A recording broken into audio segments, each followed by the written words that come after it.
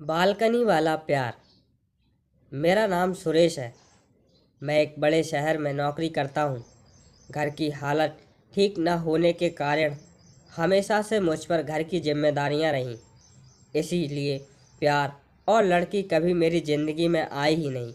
लेकिन अब 1 महीने से मुझे प्यार क्या होता है इसका एहसास हो रहा है। मैं जिस फ्लैट में रहता हूँ वो एक सोसाइटी में है और मेरे फ्लैट की बालकनी से मुझे रोड के उस पार एक लड़की अपने फ्लैट की बालकनी में बैठी देखती रहती थी। शुरुआत में मुझे लगा था कि यह मेरी गलतफहमी है, लेकिन जब यह बार बार होने लगा तो मुझे यकीन आया कि शायद मेरी तरह वो भी प्यार की तलाश में है। मैं अपने ऑफिस से शाम 6 बजे आता और आते ही सबसे पहले बालकनी में जाता। मेरे आने के ठीक 5 या 10 मिनट बाद ही वो आ जाती और अपनी बालकनी की चेयर पर बैठकर एकटक मेरी ओर ही देखा करती। हम दोनों कभी एक दूसरे की तरह देखते, कभी देखकर हंसते। हमारे फ्लैट की दूरी इतनी थी कि हमारी आवाज़ एक दूसरे तक नहीं पहुंच सकती थी। शुरुआत में मुझे लगा कि मैं पागल हूँ, लेकिन फिर धीरे धीरे मुझे यह अच्छा लगने लगा। हम दोनों करीब 1 घंटे तक ऐसे ही एक दूसरे की तरह देखते रहे। फिर वो अंदर चली जाती। मैंने ऑफिस से छुट्टी लेकर कोशिश करी कि शायद दिन में कहीं वो नीचे मुझे दिखाई दे तो मैं उसके सामने जाकर उससे बात करूं, लेकिन ऐसा नहीं हुआ। दिन में वो मुझे दिखाई ही नहीं दी। हमारे मिलने की जगह थी बस वो बालकनी, और हमारा एक दूसरे को लगातार देखते रहना। मेरे रूप में मेरा एक पार्टनर भी रहता था। मैंने कोशिश की थी कि उसे ना बताऊं, लेकिन उसे धीरे धीरे पता चल ही गया। अब वो मुझे तरह तरह की राय देता रहता है।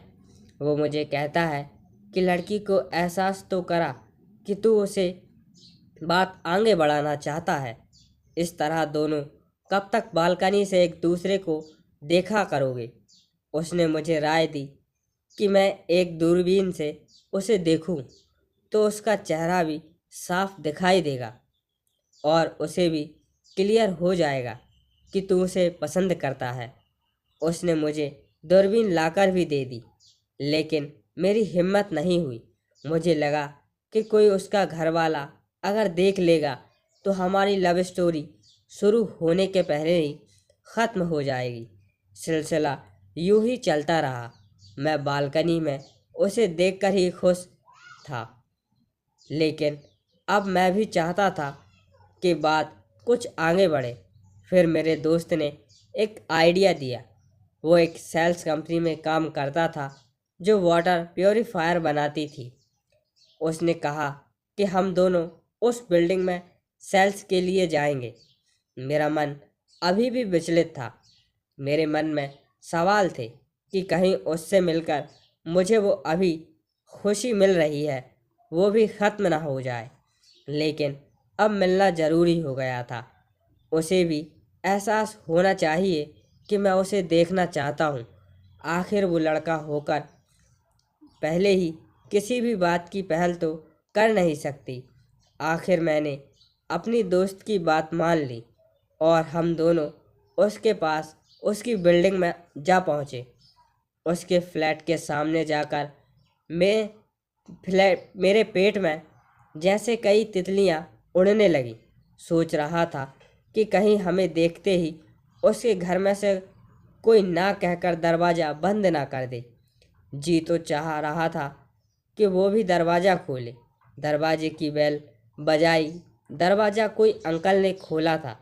मेरे दोस्त ने अपनी रटी रटाई बात बोलना शुरू कर दिया। अंकल ने कहा, नहीं, हमें नहीं चाहिए। फिर भी वो नहीं माना और कहा कि अंकल आपको एक बार दिखा देते हैं, पानी भी पिला देना। अंकल ने बोला, हाँ ठीक है, अंदर आ जाओ। उसने मुझे पहचान लिया।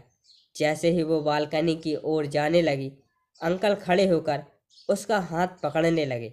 उसने कहा, मामा, आपको रोज़ बताना पड़ता है, मैं खुद जा सकती हूँ।